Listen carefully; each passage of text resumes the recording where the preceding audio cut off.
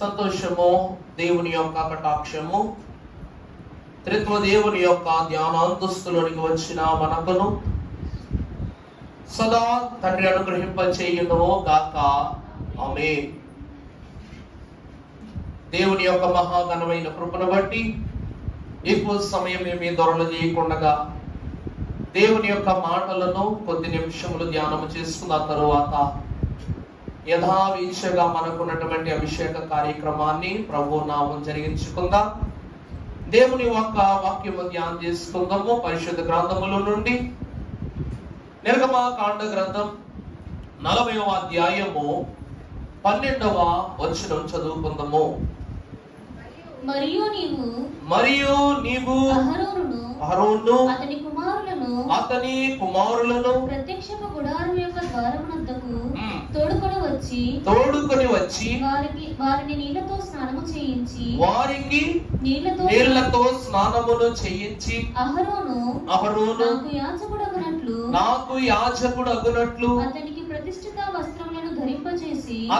ప్రతిష్ఠితమైన వస్త్రములను ధరింపజేసి అతనికి అభిషేకము చేసి అతని ప్రతిష్ఠింపవలెను. చాలమ్మా, ప్రార్థన చేసుకుందాము. సమీపింపరాని తేజస్సులో నిత్యము అమరత్వమును వసించుచు గాన ప్రతి గానములను పొందుకొనుచున్న తండ్రి, నీకే వందనములు. స్థల జ్ఞాని అయ్యున్న మీరు మా జ్ఞానమునకు అందరూ అయినను మిమ్మల్ని అర్థము చేసుకొనగల అనేక పద్ధతులను మీరు మాకు నేర్పించినందులకు నీకే స్తోత్రములు. అందులో స్తుతి పద్ధతి, పాటల పద్ధతి, వాక్య పఠన పద్ధతి, ఆరాధన పద్ధతి, ఈ సమయమున వర్తమాన పద్ధతిలోనికి మేము ప్రవేశించి ఉండగా మీ మాట మా నోట ఉంచండి. నీ ఆత్మ ప్రభావము మాకు దయచేసి దీవించి వినుచున్న నీ బిడలైనటువంటి వారి యొక్క చెవులకు, బోధించున్న నాలుకకు పరిశుద్ధమైన వాక్కులను మీరే అందింప చేయమని జీవవాక్య బోధకుడైన యేసు నామములు మిక్కిలి వినయముగా ప్రతిమలాడి వేడుకొనుచున్నాము తండ్రి. ఆమేన్. ప్రభువునందు దేవుని ప్రియబిడ్డలారా, క్రీస్తు నాథుని కృపా సమాధానము మీకు కలుగును గాక. ఆమేన్. దేవుని యొక్క మహాఘనమైన కృపను మనం చూసినట్లయితే 40వ దినము మన మోషే సుఖోపవాస దినములలో ఆఖరి దినము వచ్చిన వారికి తెలియజేసిన వర్తమానములో దేవుడైన యెహోవా 40 సార్లు మోషేను సినాయి పర్వతము మీదకు ఆహ్వానించినట్లుగా 40 దినముల అనుభవ పూర్వకమైనటువంటి ధ్యానాలను ధ్యానించినట్లుగా మనము తెలుసుకున్నాం. అలాగే యేసుక్రీస్తు ప్రభువారి జీవితములో కూడా 40 దినాల అంతస్తును మనము చూచాం. మోషే మొదటిసారి సినాయి మీదకు వెళ్ళినప్పుడు వెళ్ళిన మోషే వెళ్ళినట్లుగానే వచ్చాడు. చేతులలో పలకలున్నాయి, కానీ ముఖములో ఏమి లేదు, ప్రకాశము లేదు. 2వ మారు మోషే వెళ్ళాడు, యథావిధిగా పలకలతో తిరిగి వచ్చాడు, కానీ ముఖములో ప్రకాశము కనబడింది. యేసుక్రీస్తు ప్రభువారు ఉన్నారు. పరిశుద్ధాత్మ చేత అరణ్యములోనికి కొనుపోబడి 40 దినాల పరిశుద్ధమైనటువంటి జ్ఞాన సంపత్తిని ప్రభు సంపాదించుకున్న శిష్యుల కన్నులకు ప్రభు ఎలా కనబడ్డారనగా, మీరు మెస్సయ్యేనా అని అడిగి ఎలా కనబడ్డారంట. అవునండి కాదంటారా? శిష్యులు ఏమన్నారు? ఆనాటి నుండి భక్తులు చెప్తున్న మెస్సయ్య మీరేనా, ఆ క్రీస్తు మీరేనా అని అడిగారు. అప్పటికి ప్రభువుకు బాప్తిసం పూర్తయింది. ప్రభు వారికి 40 దినాల దీక్ష పూర్తయిపోయింది. మొదటి మార్పుడు ప్రభువుని ఏమంటున్నారు, వీరు సందేహపడ్డారు. కానీ పునరుద్ధానుడైన తరువాత ప్రభు మరలా 40 దినాలు శిష్యులతో సహవాసం చేశారు. ఆ తర్వాత 10 దినాలు పరిశుద్ధాత్మతో శిష్యులు సహవాసం చేశారు. ఇప్పుడు పునరుద్ధానుడైన ప్రభువు చీలిక చేయబడిన వారందరినీ ఒక చోటకు చేర్చి విముక్తి పొందుటకు ప్రభువే లేరు ఇక మాకెందుకని విడిపోతున్న వారందరినీ ఒక చోటకు చేర్చి పరిశుద్ధ బోధలను ప్రభువు తెలియజేసిన వారుగా మనకు కనబడ్డారు. ఈ దినం మనం కూడా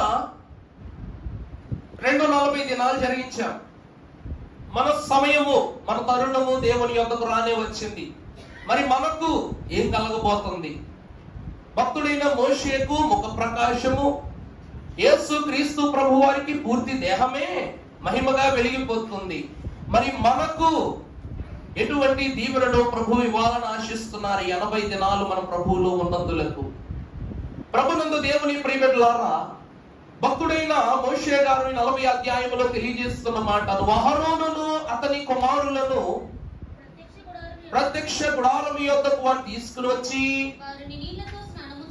బాగా చూడండి, నీళ్లతో స్నానము చేయించి, అహరోను నాకు యాజకుడు యగునట్లు అతనికి ప్రతిష్ఠిత వస్త్రములను ధరింపచేసి అతనికి అభిషేకం చేసి అతని ప్రతిష్ఠింపవలెను. చాలండి దేవుని ప్రియబిడ్డలారా, మొదటిగా అభిషేకము చేయాలంటే ఉండవలసిన తొలి ఆశీర్వాదం ఏమిటనగా స్నానము. మొదటిది ఏంటండి? స్నానము. ఈరోజు మనం అందరం అభిషేకానికి వచ్చే ముందు స్నానము చేసి నూతన వస్త్రాలు ధరించుకుని, మూడవది అభిషేకము పొందడానికి వచ్చే ఇక్కడ 3 స్థితులు మనకు కనబడుతున్నాయి. మొదటిది స్నానము, రెండవది శుద్ధి, మూడవది బలి. మూడవది ఏంటమ్మా? బలి. దేవుని వాక్య గ్రంథంలో 3 రకాల స్నానాలు ఉన్నాయి. తండ్రి కాలములో ఒకటి, కుమారుని కాలములో ఒకటి, పరిశుద్ధాత్మని కాలములో ఒకటి. అలా 3 పరిశుద్ధమైనటువంటి స్నానాలు మనకు ప్రభు చూపిస్తున్నారు. పరిశుద్ధ గ్రంథములో మీరు చూసినట్లయితే ఎఫెసీయులకు రాసిన పత్రిక 5వ అధ్యాయము 26వ వచనం ఒకసారి చదవండి. పౌలు గారు అంటున్నారు, పురుషులారా మీరు మీ భార్యలను ప్రేమించుడి, అటువలే క్రీస్తు ప్రభువు కూడా మీ సంఘమును ప్రేమించి అది కళంకమును అయినను ముడతయైనను అట్టిది మరి ఏదైనను లేక పరిశుద్ధమైనది గాను నిర్దోషమైనది గాను మహిమగల సంఘము గాను ఆయన తన ఎదుట దాన్ని నిలవబెట్టుకొనవలెనని వాక్యముతో ఉదక స్నానము చేత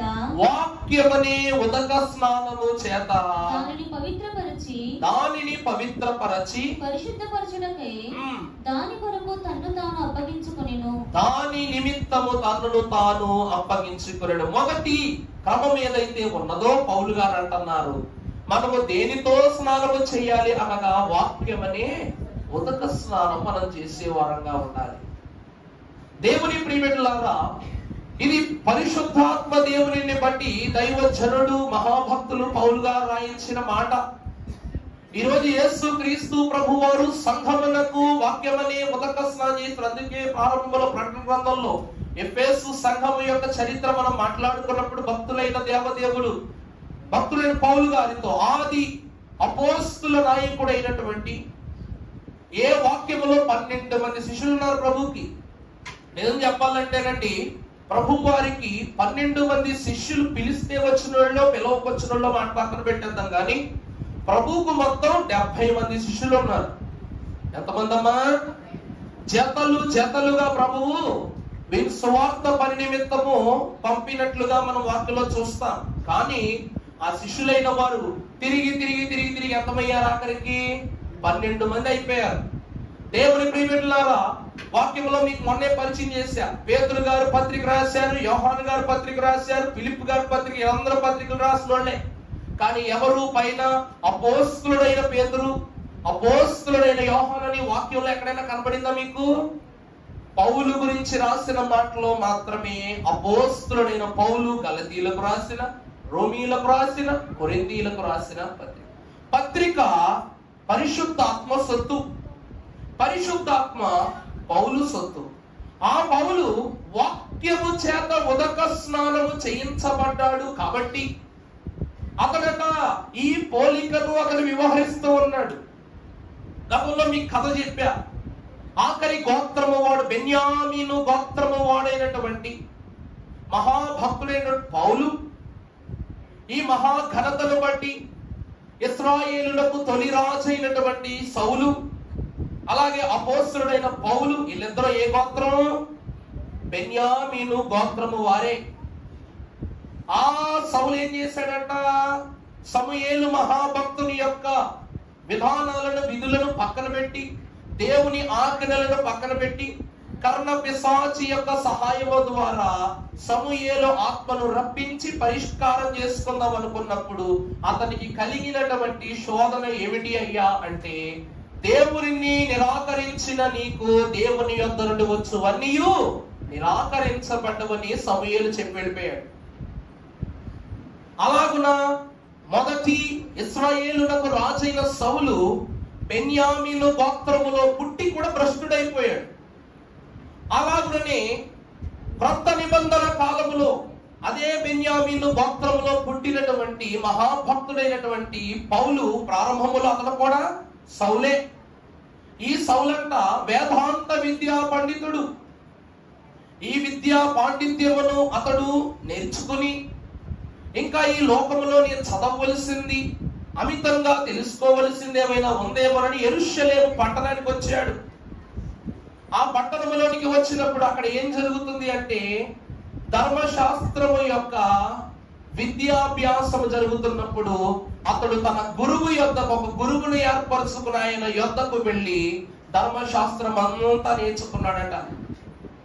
నేర్చుకున్న ఈ సౌలు గారు బయటకు వచ్చి చూస్తే క్రీస్తు ప్రభు వారి శిష్యులు ఏం చేస్తున్నారంటే, యేసు క్రీస్తే రక్షకుడు, యేసే మార్గము, సత్యము, జీవము అంటే ఈ 10 ఆజ్ఞలలో ఉన్న భావమేమో ఒకటి, ఇక్కడ ఇళ్ళు చెప్తున్న బోధేమో ఒకటి అయి ఉండటం వలన పౌలు మహాభక్తుడు అతడు సిసేరా సామ్రాజ్యములకు అవతల దేశములకు, అనగా వేరే వేరే పోర్చుగల్ ఆ దేశములకు సంబంధించిన అతడు తన సిటిజన్షిప్ అంటే, ఈ రోజు మన ఆధార్ కార్డు ఉంటే మనం ఇండియన్, అమెరికా వెళితే గ్రీన్ కార్డు ఉంటే మనం అమెరికన్, అలాగే ఆస్ట్రేలియా వెళితే అక్కడ వాళ్ళు యూజ్ చేసేటువంటి మాస్టర్ ఐడిని బట్టి మనము ఆస్ట్రేలియన్. అలాగా మన పౌర హక్కు ఉంటుంది. తన దేశంలో పౌర హక్కును అతడు తీయించేసుకుని హెబ్రూ పౌర హక్కును అతడు తీసుకున్నాడు. రోమా చట్టము యొక్క పౌర హక్కును అతడు రాయించుకుని అతడు రోమీయుల దగ్గర అధికారము పుచ్చుకున్న వాడై ఉండి దండయాత్ర సన్నాహాలు మొదలుపెట్టి ధర్మశాస్త్రానికి విరుద్ధంగా ఎవరు మాట్లాడినా, అది పిల్లోళ్ళైనా పెద్దవాళ్ళైనా సరే ఏం చేసేవాడు? చంపేసేవాడు. ఎందుకంటే అతడికి నీతి ఏదో న్యాయం ఏదో ధర్మశాస్త్రాన్ని అనుసరిస్తున్నాడు కాబట్టి అదే నీతి అనుకుంటున్నాడు. అటువంటి మహాభక్తుడిగా చెప్పబడిన సౌలు క్రూరుడిగా ఉన్నప్పుడు, సౌలుగా ఉన్నప్పుడు అతనికి కలిగినటువంటి శోధనలు, ఒక ఎడారిలో దేవుని వాక్యం అంటూ ఉంది, సౌలా సౌలా నువ్వు నన్ను ఎలా హింసిస్తున్నావు.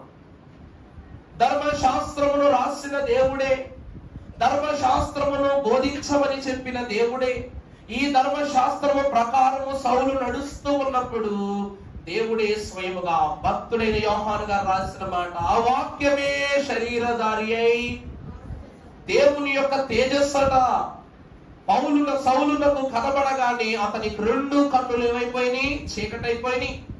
ఇప్పుడు స్వరము మాత్రమే పనిచేస్తూ ఉంది. అతడు 3 దినాలు, సుమారు 2-3 దినాలు కళ్ళు లేని వాడు అందుడైపోయి బ్రతికాడు పాపం. ఆ 2-3 దినాలలోనే చేసిన ప్రతి దోషము కళ్ళకు కట్టినట్టు దేవుడు చూపించేశాడంట. ఇప్పుడు వాక్యం ఏమంటుంది? నన్ను ఎలా హింసిస్తున్నావు అంటుంది. దేవుడే వాక్యం. ఆ వాక్యం ఏమంటుంది? సౌలా సౌలా నన్ను నువ్వు ఎందుకు హింసిస్తున్నావు అని అడిగిందంట. వాక్యమే అంత మాట అనేసరికి ఇక ఆ క్షణము మొదలుకొని వాక్యం అనే ఉదక స్నానముతో సౌలు ఏమైపోయాడు? పౌలుగా మార్చబడ్డాడు.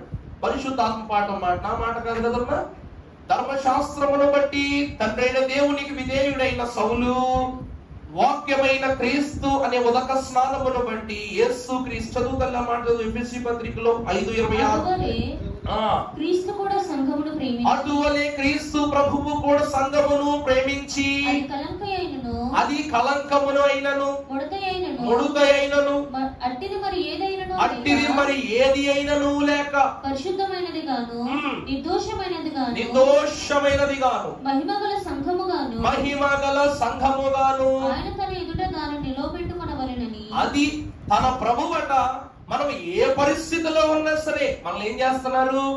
శుద్ధి చేసి బాగు చేసి తన ఎదుట నిలువబట్టుకొనవలెనని వాక్యమనే ఉదక స్నానము చేత దానిని పవిత్రపరచి పరిశుద్ధపరచబడుటకై దాని కొరకు తన్ను తాను అప్పగించుకొనెను. చాలండి. దేవుని ప్రియమిత్రులారా, ధర్మశాస్త్రములో నుండి పుట్టినటువంటి పుస్తకమే పత్రికలు. ఏమంటారు ఈ మాటకి? ఊ అంటారా ఊ అంటారా? ధర్మశాస్త్రములో నుండి పుట్టినటువంటి పుస్తకాలు ఏమిటి అంటే పౌలు పత్రికలే. కారణం ఏమిటి తెలుసా? ప్రతి ఆజ్ఞ, ప్రతి భావము పౌలు కంఠోపాఠమే, ప్రతి మర్మము పౌలు కంఠోపాఠమే. అందుకే ఎంతటి వాడికైనా సమాధానం చెప్పగలరు పౌలు గారు. దేవుని వాక్యాన్ని బట్టి చూస్తే స్టెఫను చనిపోతున్నప్పుడు స్టెఫను యొక్క రక్తపు మరకలో కలిగిన వస్త్రాలతో చేతిలో పెట్టుకుని ఇలా నిలబడి చంపుతున్న స్టెఫను వైపు చూస్తూ అంటాడనమాట ఒక మాట. చనిపోతున్న వాడిని చోద్యం చూస్తున్నాడు. తనకు తానే ప్రభు ఏం చెప్తాడు? సాక్షి చెప్తాడు. భక్తుడును క్రీస్తు కొరకు హతసాక్షి అయిన స్టెఫను యొక్క మరణ కాండలో కూడా నేనేమై ఉన్నాను? భాగమే అయి ఉన్నాను. అంటే చెడు చూడటం కూడా తప్పా కాదా? అతను చెడు చూశాడని దేవుడు చెప్తున్నాడు. ఇది కూడా నేను క్షమాపణ చెప్పడం ఒక కారణమే అంటున్నాడు పౌలు. ఈరోజు చూసిన వాటిని ఎవరు చెప్పరు.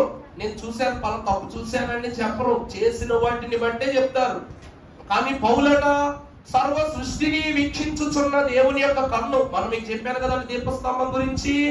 దీపస్తంభములో 7 ఆత్మలు ఉంటాయి. ఎన్ని ఆత్మలమ్మా? 7 ఆత్మలు ఉంటాయో నేర్చుకుంటారు మీరా. ఈ 7 ఆత్మల్లో మొదటిది యెహోవా ఆత్మ, జ్ఞాన వివేకములకు ఆధారమైన ఆత్మ. 2 జ్ఞానము వివేకము. తర్వాత తెలివికి ఆలోచనకు ఆధారమైన ఆత్మ. మూడవది దేనికమ్మా? భయభక్తులకు.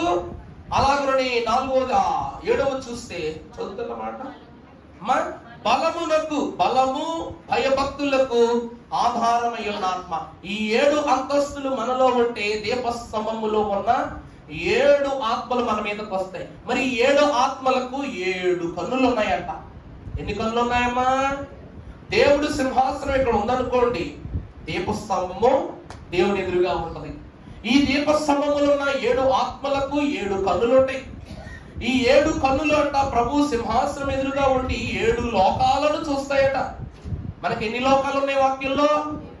అందరూ చెప్పుకుందామా? దేవలోకము, దేవదూతల లోకము, 24 పెద్దల లోకము, రక్షితుల మోక్షలోకము, వాయుమండల లోకము, భూలోకము, 7వది పాతాళము, నరకము, హిడిస్. ఏదైనా అనుకోవచ్చు. ఈ 7 లోకాల మీద 7 కళ్ళు పడతాయి. దేవుని పరిశుద్ధ వాక్యం చెప్తుంది, యెహోవా దేవుని యొక్క కన్ను సమస్త సృష్టిని తేటగా కన్ను. ప్రత్యక్షంగా సింగిల్ డబలా? కళ్ళ కన్న. దేవుని కన్నులలో ఒక కన్ను భూమి మీద 7 కళ్ళలో ఒక కన్ను ఏం చేస్తుంది? భూలోకంలో ఉన్న మనందరినీ చూస్తుంది. కానీ ఒక మాట చెప్పనా? క్రిస్మస్ కాలం వచ్చేసరికి భక్తులైనటువంటి వారు, మన పిల్లలు బాగా చెప్తారు, వెంటనే పరలోకపు సైన్య సమూహము ఆ దూతతో కూడా ఉండి సర్వోన్నతమైన, చూడండి సర్వము అంటే మొత్తం అన్ని స్థలములలో కల్లా భూలోకం ఏమైపోయింది? ఉన్నత స్థలం అయిపోయింది. ఉన్నత స్థలములలో దేవునికి మహిమయు, ఆయనకు ఇష్టులైన మనుష్యులకు భూమి మీద. ఇప్పుడు ప్రభు వారి జన్మను చూడటానికి 24 పెద్దలు వచ్చేసారు, దూతలు వచ్చేసినాయి, రక్షితుల మోక్షలోకములో ఉన్న భక్తులు వచ్చేసారు, పరదేశంలో వచ్చేసారు, వాయుమండల లోపల ఉన్న సాతాను వచ్చేసాడు, గొర్రెలు వచ్చినాయి, మనం వచ్చిన అందరూ వచ్చేసాం. దేవుడే స్వయముగా తన కుమారుని యొక్క తత్వాన్ని భూలోకములో కనపరుచుకున్నారు. అందరూ వచ్చేసినట్టే కదా. మరి అందరూ ఒక చోటకు వచ్చేసారంటే మరి అన్ని కన్నులు కూడా ఎక్కడికి వచ్చేస్తాయి? మనిషి ఎక్కడికి వెళ్తే నేను ఎక్కడికి వెళ్తుంది కదమ్మా.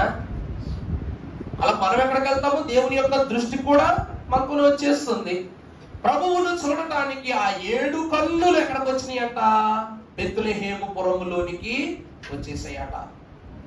దేవుని ప్రియబిడ్డలారా, ఈ రోజు ఆదివార ఆరాధన దినములో విశ్రాంతి దినమును పరిశుద్ధంగా ఆచరిస్తున్నాం మనం.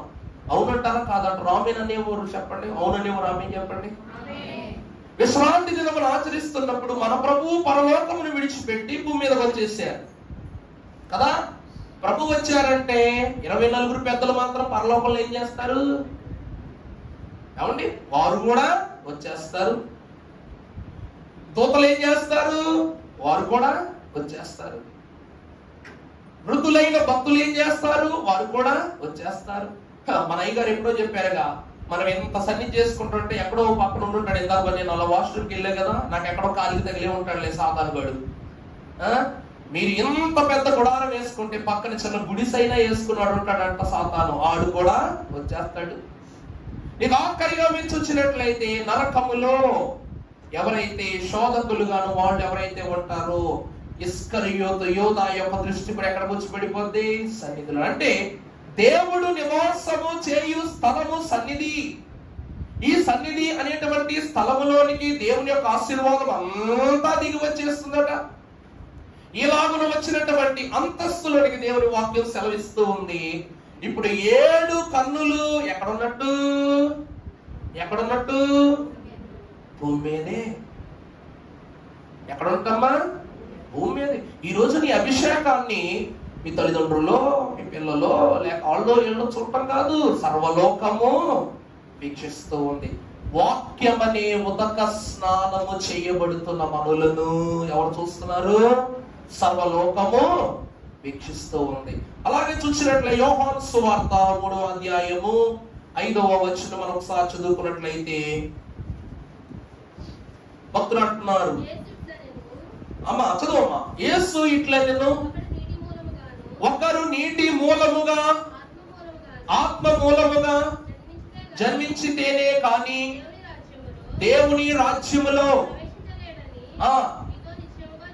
యేసు క్రీస్తు ప్రభునందు ప్రియులారా, అధికారి అయిన నికోదీము యేసు ప్రభు యొద్దకు వచ్చి అడుగుతున్న ప్రశ్నించిన ఆయన, మేము పరలోకంలో ప్రవేశించాలంటే ఏం చేయాలి?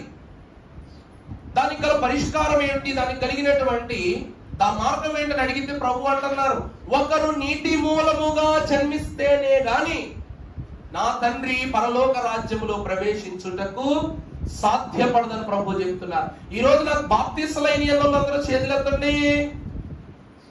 ఎత్తండి, గర్వంగా చేతులెత్తండమ్మా. ఎందుకు దోసుకుంటారు? ఎందుకు మీ బాప్తిసాలు దొంగలెత్తాం ఏంటి? సంతోషం తెచ్చాం, దేవుడికి మహిమ కలుగును గాక. మీ యొక్క బాప్తిసాన్నట 3 ఆమోదించారు. నా వల్ల మీరును బాప్తిసం ఆచరించారు కాబట్టి క్రీస్తు ప్రభు వారు మీ బాప్తిసాన్ని ఒప్పుకున్నట్లే. రెండవది, కుమారుని తత్వమును ధరించుకున్నందుకు పరిశుద్ధాత్ముడు పౌరములా వచ్చి ఆమోదించినట్లే. మూడవది, ఇతడు నా ప్రియ కుమారుడు, ఇతని యందు నేను ఆనందిస్తూ ఉన్నాను. అంటే తండ్రి కూడా బాప్తిస్మమును ఏం చేస్తున్నట్లు? ఒప్పుకుంటున్నట్లు. అమ్మా కూర్చో, ప్యాన్ అయ్యమ్మా, వెళ్ళిపోతున్నారు జనం. వాళ్ళు ఒక్కపోతా ఒక్క చూసి ప్యాన్ అయ్యండి అన్నట్టుగా చూపుతారు. ఏం తల్లి ప్యాన్ అది లేకపోతే లేబర్ తిప్పమ్మ కాస్త అంత ఆన్లో ఉంది, కింద కింద కింద అది సరిగ్గా తిప్పు, టైట్గా తిప్పు, అంతే. ఏమనుకోబాకండి అమ్మా, 10 సంవత్సరాలు ఎఫ్ఎస్ కాలంలో కట్టిన సంఘం కదా మంది, ఏమనుకోబాకండి. దేవుని కృపదానందు ప్రియబిడ్డలారా, ప్రభు అంటున్నారు, మొదటి ఉదక స్నానములో పౌలు మహాభక్తునికి క్రీస్తు ప్రభు వారు వాక్యము అనగా భక్తుల అంతస్తు, పరిశుద్ధుల అంతస్తు, మృతులైన వారి అంతస్తు, వారందరి అంతస్తు సమక్షమున, ధర్మశాస్త్రము కృపాశాస్త్రము సమక్షమున పౌలుకు వాక్యం అనే ఉదక స్నానం జరిగింది. రెండవది యోహాను సువార్తలో నీళ్లతో చేయబడిన స్నానం. ఇందులో తండ్రి కుమార పరిశుద్ధాత్ముని యొక్క ఆమోదము. ఇక ఆఖరిగా పాత నిబంధన పాఠంలోనికి వస్తే యెషయా గ్రంథము 44వ అధ్యాయము 5వ వచనం చూసినట్లయితే 3వ వచనం చదవమ్మా. యెషయా గ్రంథం 44:3. మీదను. అమ్మా యెషయా గ్రంథం 44:3 నేను దప్పిగల వాని మీద నీళ్లను ఎండిన భూమి మీద ప్రవాహ జలములను కుమ్మరించెదను. నీ సంతతి మీద నా ఆత్మను కుమ్మరించెదను. దేవునికే మహిమ కలుగును గాక. దేవుని ప్రియమిత్రులారా, సమూయేలు మహాభక్తుడంట. గతంలో మీకు చెప్పాను, సౌలు కేవలము దావీదులకు భయపడింది కారణం ఏమిటో తెలుసా? సృష్టిలో ఎవ్వరూ తన యొక్క తలకున్నటువంటి బాధ తీర్చలేకపోయారు. సౌలుకున్న బాధను కానీ ఎవరు తీర్చారు? దావీదు వచ్చి తీర్చి వెళ్ళిపోయాడు. ఒకే ఒక వాయిద్యం తెచ్చుకున్నాడు, దేవుని వైపు చూస్తూ. ఇక్కడ సౌలుకు తగ్గాలని చేయలేదు. అర్థమవుతుందండి? ఆ మాట బాగా ఆలకించండి. సౌలుకేదో మానసిక ఒత్తిడి, అది తగ్గాలని తన సితార తీసుకుని వాయించలా. ఎప్పుడూ దేవుని వైపు చూసే వాయించేవాడు. ఈ రోజు కూడా దేవుడు దైవజనులు ఉన్నారుగా, ఆయనను చూచినా అంతయు దావీదు ఆయనను చూచాడు. ఈయన చూస్తూ వాయించిన దావీదు వంక సౌలు చూచాడు. అంతా ఏమైపోయింది? సరైపోయింది. ఇలా సరైపోగానే సౌలుకు మనస్సులో బెంగపట్టుకుందట. సమూయేలు మహాభక్తుడు సౌలు కూడా శాపం పెడతాడు, ఘోరమైనటువంటి శాపం పెడతాడు. కర్ణపిశాచును ఆహ్వానం చేసుకుని ఇదిగో యుద్ధం జరగబోతా ఉంది, దాని విషయంలో అడిగినప్పుడు ఈ సమూయేలు మహాభక్తుడు ఎన్నో విషయాల్లో సౌలును శపిస్తున్నాడు, తిడుతూనే ఉంటాడు. అప్పుడు అంటాడు, నీ స్థానమునందు ఒక ఉన్నతమైనటువంటి ఏర్పాటులో ఒక రాజును దేవుడు అభిషేకించబోతూ ఉన్నాడని సమూయేలు చెప్పినప్పుడు సౌలు యావత్ ఇశ్రాయేలు దేశంలో శౌర్యవంతమైన రాజు. అతనిని చూచేవారు కానీ అతని ఎదుట మాట్లాడేవారు కానీ ఎవ్వరు లేరు. అటువంటి సౌలు చిన్నవాడైన దావీదు యొక్క పనితనాన్ని చూచి ఆశ్చర్యపోతాడు. అందు నిమిత్తము యోనాతాను సౌలు కుమారుడు. అవునంటారా కాదంటారా? ఈ యోనాతాను సౌలు కుమారుడు యోనాతాను ఊరికినే ఉంటాడా? డాడీ నా ఫ్రెండ్ డాడీ సింహాన్ని చంపేశాడు. దేనికోసం? ఒక గొర్రె పిల్ల కోసం సింహాన్ని చంపేశాడు. అవునా కాదండి? మన పిల్లలు ఉన్నారమ్మా, ఓ పాము మన పెరట్లోకి వచ్చింది, ఇది ఇద్దరు తోళ్ళు ఉన్నారు, మనమా ఉబ్బుగుబ్బుగా బయట పారిపోతున్నాం. ఒక కర్ర తీసుకుని దబ్బమని బాధ చేశారనుకో, ఇంట్లో అమ్మలో వచ్చిన భర్తలు దేవుని చెప్తారు, నువ్వు ఉన్నావు ఎందుకయ్యా? ఏమంటావు? భార్యలు ఏమంటావు? నువ్వు ఉన్నావు ఎందుకయ్యా? నేను పెళ్లి చేసుకున్నప్పటి నుంచి ఇదిగో ఏ రోజైనా సరే నన్ను ఇలా కాపాడగా నువ్వు. నా కొడుకు చూడు ఎట్టనే ఒక్క దెబ్బ పాము చెప్పేసాడు. ఆడు వయసు ఏంటాడు, పనులు ఏంటి, అసలు నువ్వు ఉంటావు పెట్టిందల్లా తింటావు ఉంటావు అని పడతారనమాట. మరి సౌలు మహాభక్తుడు భక్త జనహితముగా ఉన్నంత సేపు, సమూయేలు చేసినంత సేపు అంత బానే ఉంది. కానీ దావీదు యొక్క శౌర్యాన్ని ప్రతిదినము యోనాతాను మాటల్లో వినటం వల్ల సౌలకు దినదినము తనలో ఉన్న శక్తి ఏమైపోతుంది? క్షీణించిపోతుంది. అంతే కదండి? మనకన్నా బలవంతుడు ఎదురుకొచ్చి నిలబడ్డాడంటే మనం ఇంకా సెలవు తీసుకోవాలి, తెల్ల జెండా ఊపాల్సిందే. ఒక సింహాన్ని చంపడం ఒక పిల్లవాడికి సాధ్యమా? ఒక ఎలుగుబంటిని చంపడం ఒక పిల్లవాడికి సాధ్యం? అది కూడా గొర్రెల కోసం.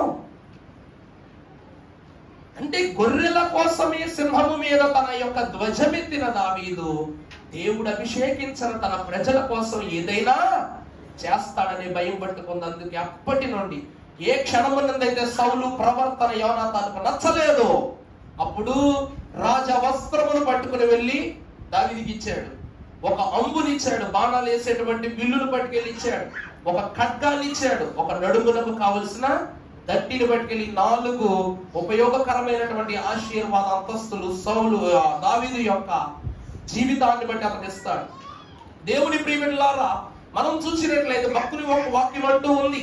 ఇక్కడ 44వ అధ్యాయంలో భక్తుడు యెషయా గారు రాస్తున్న మాట ఏమన్నా, నేను దప్పిగల వాని మీద నీళ్లను, ఎండిన భూమి మీద ప్రవాహ జలములను కుమ్మరించెదను. నీ సంతతి మీద, బాగా చూడండి, నీ సంతతి మీద నా ఆత్మను కుమ్మరించెదను. ఈ రోజట దావీదు దగ్గర మొదలైన ఆత్మ కుమ్మరింపు, బాగా చూడండి అమ్మా, దావీదు మీద మొదలైన ఆత్మ కుమ్మరింపు యేసు క్రీస్తు ప్రభు వారి దాకా, యేసు క్రీస్తు ప్రభు దగ్గర నుండి ఈ రోజు మన దాకా వచ్చిందా రాలేదా?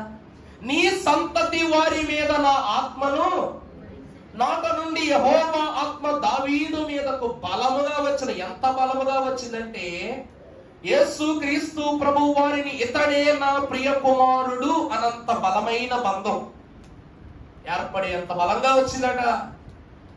ఆ క్రీస్తు ప్రభు వారి ఇతడే నా ప్రియ కుమారుడు అనే బంధం ఎంత దాకా వచ్చిందంటే, ఇదిగో నా నామమున నా తండ్రిని ఏదడిగినా కదండి, ప్రభు వారి మాట మనము తండ్రికి చెప్తే, ప్రభు వారి పేరుని మనం ప్రభు తండ్రిని ఏదైనా అడిగితే కాదంటున్నారా?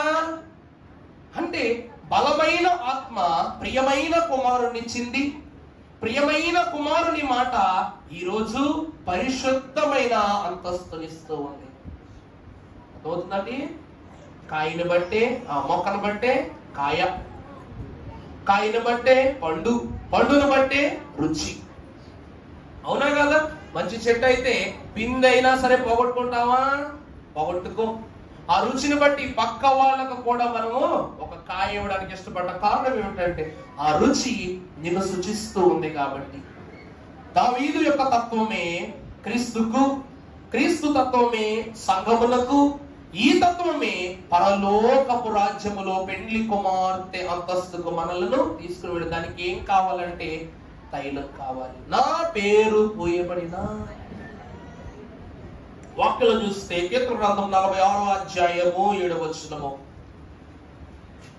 ముగించేసుకుందాం. సైన్యములకు అధిపతియగు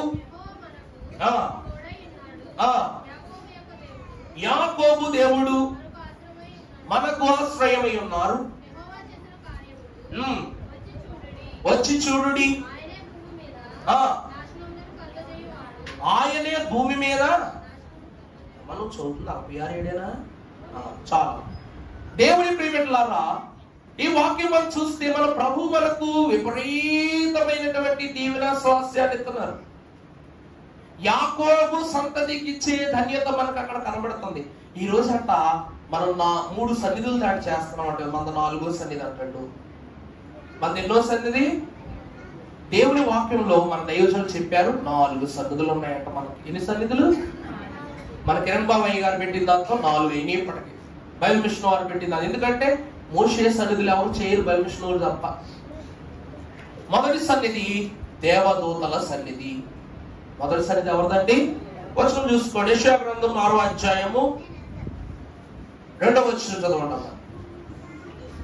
యెషయా గ్రంథం 6వ అధ్యాయం 2వ వచనం. ఆయనకు పైగా సైరావులు నిలిచి ఉండిరి. ఒక్కొక్కరు 6 రెక్కలుండి ప్రతివాడు 2 రెక్కలతో తన ముఖమును రెండితో తన కాళ్ళను కప్పుకొనుచు, రెండిటితో వాటి ముఖాలను రెండిటితో వాటి కాళ్ళను కప్పుకొనిరి, రెండిటితో ఎగురుచుండెను. వారు సైన్యములకు అధిపతి యెహోవా పరిశుద్ధుడు పరిశుద్ధుడు పరిశుద్ధుడు, సర్వలోకము ఆయన మహిమతో నిండి ఉన్నది అని గొప్ప స్వరముతో గాన ప్రతిగానములు చేయుచుండిరి. చాలండి. దేవుని ప్రియమిత్రులారా, ఈ సన్నిధిలో 6 రెక్కలు కలిగినటువంటి సెరూపులు ఎవరైతే మనకు కనబడుతున్నారో వారంట సమీపింపరాని తేజస్సులో అమరత్వములో వసించుచున్న దేవుని యొద్ద ఉండి ఆ కాంతికి తట్టుకోలేక పక్కకు వెళ్ళిపోవలసింది పోయి ఏం చేస్తున్నారంట?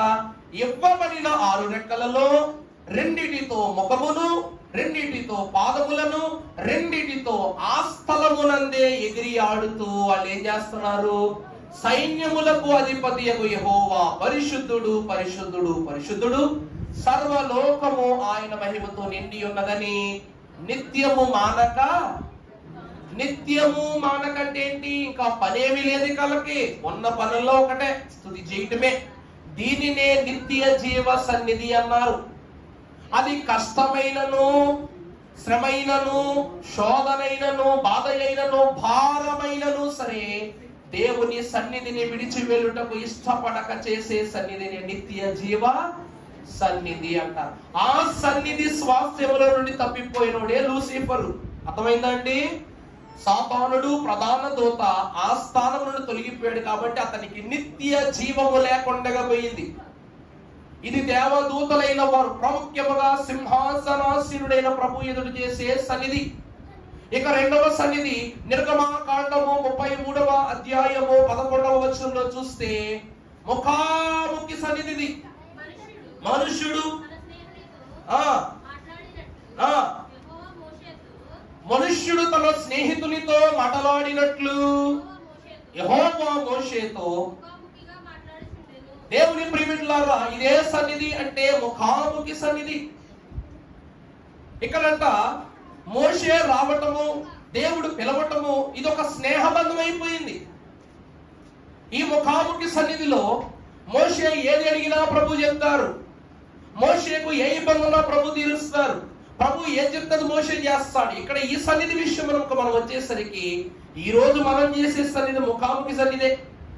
40 దినాలు దేవుని ముఖం చూసాం మనం. ఇశ్రాయేలు ప్రజలు ఒక్కరోజే చూశారు.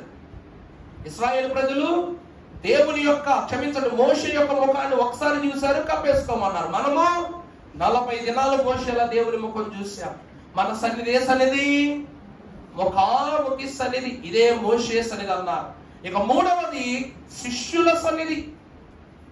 పరిశుద్ధ గ్రంథములో యోహాను సువార్త 6వ అధ్యాయము 66వ వచనంలో మనం చూసినట్లయితే శిష్యులు అంటున్న మాట కనబడుతుంది. అప్పటి నుండి ఆయన శిష్యులను అనేకులు వెనుక తీసి మరి ఎన్నడూ ఆయనను వెంబడింపలేదు. ప్రభునందు ప్రియులారా, ఆ క్షణము మొదలుకొని శిష్యులైనటువంటి వారు ఎవ్వరూ ప్రభువును వెంబడించలేదంట. కారణం ఏమిటి? ఇందా చెప్పానుగా, 70 మంది ఎంతమంది అయ్యారు? ఇలా వెళ్ళిపోయిన వాళ్ళే వెంబడించని వారు 70 మంది. అదే అధ్యాయం 51వ వచనంలో చూస్తే ప్రభు ఏమన్నారు? వీళ్ళు ఎందుకు వెళ్ళిపోయారు? పరలోకము నుండి దిగి వచ్చిన జీవాహారము నేనే, ఎవడైనను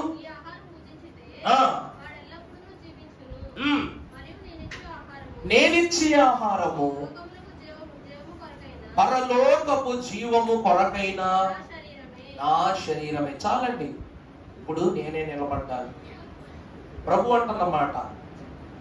మనుషుల యొక్క తత్వాన్ని ఎంతకంటే గొప్పగా ఏ యాజకుడు చెప్పలేడేమో బహుశా. ప్రభువు నేనే మార్గము, సత్యము, జీవము, నా ద్వారా తప్ప నా తండ్రి దగ్గరికి మరి ఏ మార్గము గుండా మీరు వెళ్ళలేరు అన్నప్పుడు శిష్యులందరూ ఎక్కడ దొరికిపోయి దాంట్లో మరణాలు వెళ్ళిపోయారంట.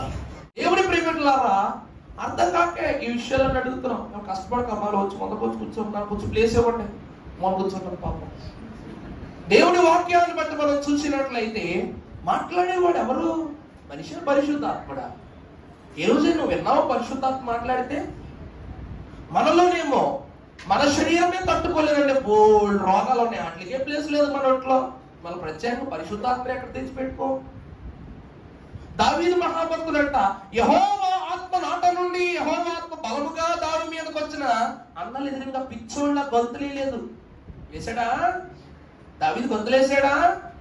ముఖాముఖిగా దేవుని యొక్క ప్రకాశము మోషే ముఖం మీదకి వచ్చినా తనో గొంతులేదు. సినాయి మీద పిచ్చోళ్ళ కిందకు వచ్చి మోషే నీ ముఖం ప్రకాశిస్తుందని ఇశ్రాయేలు ప్రజలు చెప్పేంత వరకు తన ముఖం అనేది ఒకటి వెలుగుతుందన్న విషయం కూడా మోషేకి తెలియదు.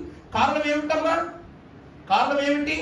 దేవుని అంతస్తు మనకు వచ్చిందంటే శరీరంలో కదలికలు రావు, ఆత్మలో వస్తాయి పనులు.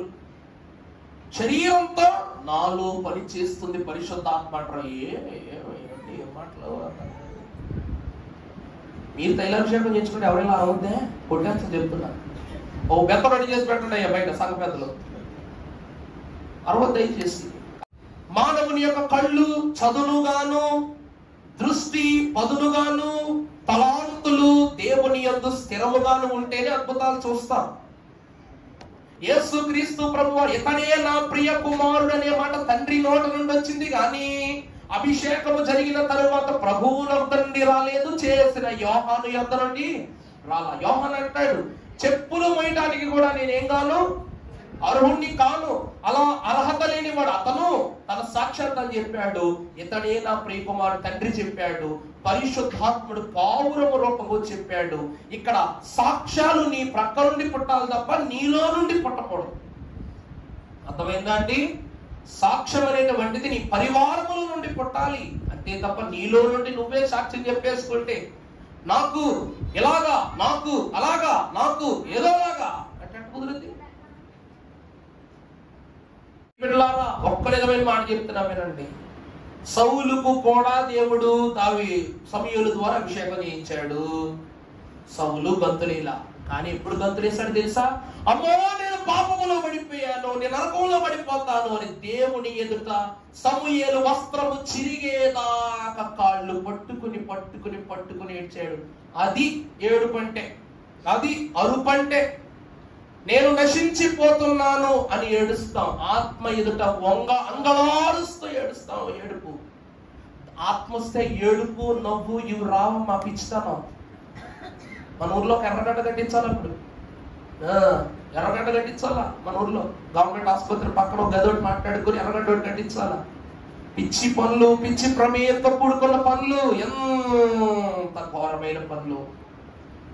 దేవుడిని అభిషేకాన్ని చూడటానికి పరలోక సైన్యం అంతటిని తీసుకుని వచ్చి నీ పవిత్రతను గమనిస్తాడు. ఈ రోజు కోట్ల మంది యోర్దాను నదిలో బాప్తిసం తీసుకుంటున్నారు. కొన్ని కోట్లు. ఇప్పుడు 2000 సంవత్సరాలు పైబడిపోయి యేసుక్రీస్తు ప్రభు వారికి బాప్తిసం అయిపోయి, ఈ కాలంలో ఎంతమంది యోర్దానులో ములగలేదు, ఎంతమంది యోర్దానులో బాప్తిసం పొందుకోలేదు, ఎంతమంది మీదకు పరిశుద్ధాత్మ వచ్చి పడింది, ఎంతమందికి ప్రభు ఇతడేనా ప్రియకుమారుడు అని చెప్పాడు. ఆత్మశక్తి అనేది నదిలోనో, ఇచ్చేవాణిలోనో, ఇవ్వబోయే స్థలములోనో, ధరించే వస్త్రంలోనో ఉండదు. లోపల దాగి ఉన్నటువంటి నీతి. ప్రభు అంటున్నారు, మీరు నా రాజ్యమును బట్టి మొదట నీతిని వెతకండి, ఆ తర్వాత మీకు అన్ని దొరుకుతాయి. నీతి. అందుకే పాట ఉంటుంది, నీతి గల యెహోవా మీ ఆత్మతో నర్పించోడి, మీ ఆత్మతో ప్రేమించోడి. నీతి గల యెహోవా యొక్క స్థితిని మీ ఆత్మతో మీరేం చేయాలి? వర్ణించాలి, ప్రేమించాలి, దాన్ని కనపరిచేవారుగా. నన్ను కనపరిచేవాడిని కనపరుస్తాను. ఈరోజు మనుషుల యొక్క పరిస్థితి, ఇబ్బందులు, ఇవన్నీ దాకా తీసుకోండి. మనం చెప్పాం లేదా? సబ్ వచ్చింది కరెక్ట్గా 33వ రోజు, మోషే కోటలో 33వ రోజు. ఆ రోజు వచ్చింది. ఇంగ్లీష్ వాళ్ళ దగ్గరికి వెళ్ళా, గిర మన మెడిసిన్స్ అన్ని వాడా, తగ్గట్లా.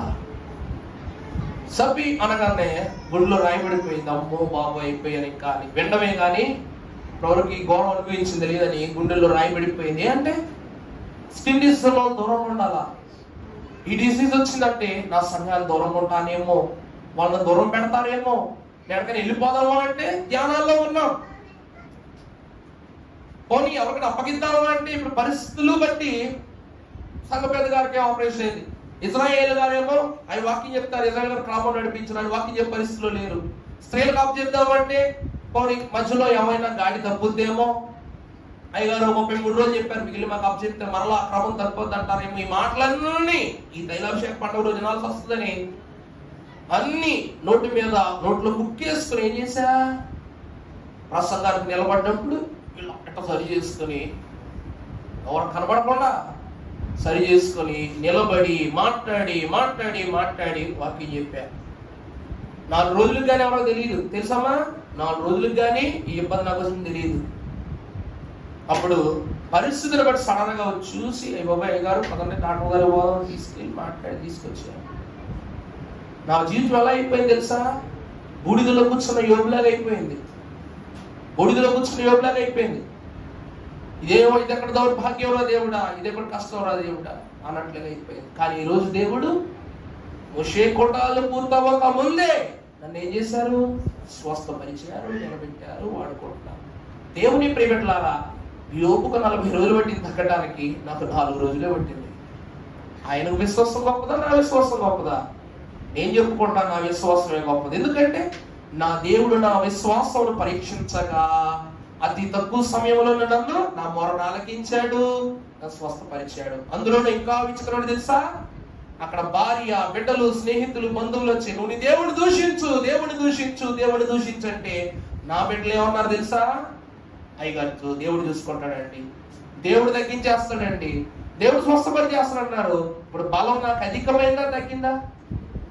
విసుగు తల్ల చెందరాదు, ప్రార్థన నెరవేర్పు తక్షణమే రాదు అన్నారు.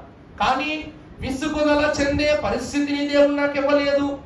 ప్రార్థన నెరవేర్పు తక్షణమే నాకు వచ్చే స్థితిని కూడా నా ప్రభువు కనపరుచుకున్నాడు. ప్రభునందు ప్రియులారా, ఇది అభిషేకం అంటే. దేవుడు నీ మొరను ఆలకించి పరలోక మహిమనే తైలముగా మార్చి ఆకాశము నుండి తన నామమును నీపై తైలముగా పారబోయిన దేవుని ప్రియబిడ్డలారా, దేవుని అంతస్తులు దాచిపెట్టే వస్తువులు ఎక్కడా లేవు. కానీ ఒక్క దావీదు కోసం, ఒకే ఒక్క దావీదు కోసం దేవుడు తైలపు కొమ్ములోనికి చేరిపోయాడంట ఆత్మగా. సమూయేలు యొక్క తైలపు కొమ్ములోనికి బలమైన దేవుని ఆత్మ అందులోకి వచ్చి చేరిపోయింది. ఎప్పుడైతే ఆ తైలపు మూత తీయగానే బలముగా దావీదు మీదకు దేవుని ఆత్మ చేరిపోయిందంటే ఎంత ఆశగా దేవుడు వరవళ్ళు వేస్తూ దావీదు మీదకు వచ్చాడు. ఈ రోజు దేవుని ఆత్మ మీ మీదకు రావాలంటే మీలో గంతులేసే గుణం పోవాలి. ఈరోజు మా పెద్దోళ్ళు అంటారు, మౌనంగా ఉన్నవాడు విజయాలను సాధించే అంత సామర్థ్యం గలవాడంట. ఎక్కువ మాట్లాడే వాళ్ళు ఏమంటాం మనం? రోతగాళ్ళు అంటాం. ఎక్కువ మాట్లాడేవాడు ఎవరు? జ్ఞానం లేనివాడు, సమయస్ఫూర్తి లేనివాడు, వ్యవహరించడం తెలియనివాడు అంటారు. మరి యేసుక్రీస్తు ప్రభు వారు తక్కువ మాట్లాడేవారు, ఎక్కువ పనులు చేసేవారు. బైబిల్ మిషన్లు కూడా తక్కువ మాట్లాడతారు, ఎక్కువ పనులు చేస్తారు. మరి మనం చేసేద్దాం వద్దా? ఎక్కువ పనులు చెయ్యాలి. చెయ్యాలి అంటే ఏమి కావాలి అనగా దేవుని యొక్క అభిషేకము మనకు కావాలి. ప్రభునందు ప్రియులారా, ఈ దినము దేవుని సాన్నిధ్యములోనికి వచ్చిన మీకు అరుపుల వంటి అభిషేకం కాదు, మెరిపించే అభిషేకం కాదు, మురిపించే అభిషేకం కాదు, మన ఆత్మీయ నేత్రాలను తెరిపించే అభిషేకమును దేవుడు మనకు దయచేసి లోకములో శోధన ఏదైనా సరే మన ఆత్మ శుద్ధితో కనిపెట్టగలిగే ధన్యత ఈ అభిషేకము ద్వారా ప్రభు మనందరకు అనుగ్రహించును గాక. ఆమేన్. పరిశుద్ధుడా, స్తోత్రములు. ఈ కొద్ది మాటలు మీరే మాకు ఫలింపచేయండి నాయనా. పరలోకము నుండి దిగి వచ్చిన జీవాహారమును నేనే అన్నావు. ఆ ఆహారమును భుజించగా నీ దేహాన్ని గత వారము మేము పొందుకున్నాం ప్రభువా. నీ దేహదారులమై మేము నిలువబడి ఈ సమయమున నా పేరు పూయబడిన పరిమళ తైలము వంటిది అన్నావు కనుక ధరించుకున్న నీ దేహము మీద నీ నామమును ధరించుకుని ఆశీర్వాదము మాకు ఈ సమయాన్ని దయచేసి చిన్న బిడ్డలు మొదలుకొని పెద్దవారు మొదలుకొని ముసలి వారి వరకు ప్రతి ఒక్కరిలోనూ తండ్రి ఏక మనస్సు ఏకాత్మ పని చేయునట్లు నీ క్రమ విధానములను తెలియచేయుమని యేసుక్రీస్తు ప్రభావ జీవ తైల నామమున మిక్కిలి వినయముగా బ్రతిమలాడి వేడుకుంటున్నాము తండ్రి. ఆమేన్.